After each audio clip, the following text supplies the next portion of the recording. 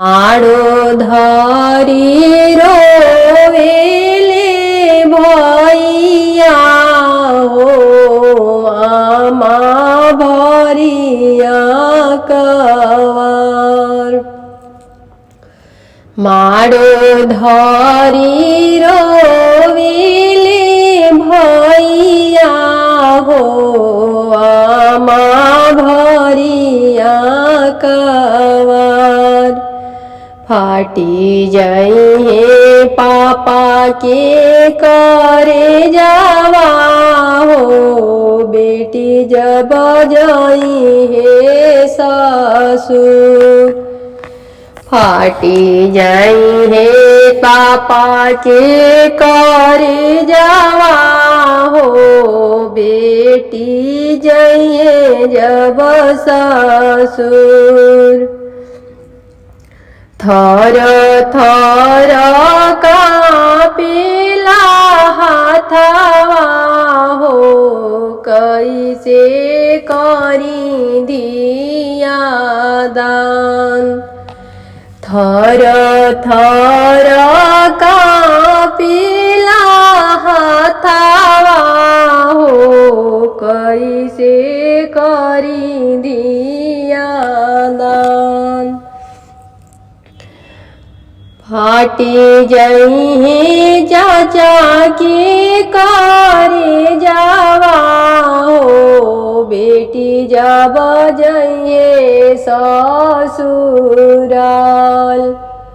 फाटी जाई है पापा के करे जावा हो बेटी जब जाइए ससुराल। सब कोई रोवे बैठ अंगनावा हो बेटी बिना सुन घर दुआर।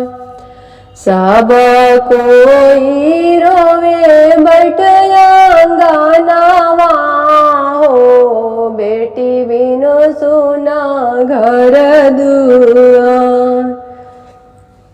कावना नगर हमके भेजी दिहला हो कैला नगरी से दूर। कावना नगर पापा भेजी दिहला हो कैला नगरी से दूर। फाटी जाई है पापा की करे जावा हो बेटी जब जाई है ससुराल। फाटी जाई है बेटी के करे जावा हो बेटी जब जाई है ससुराल।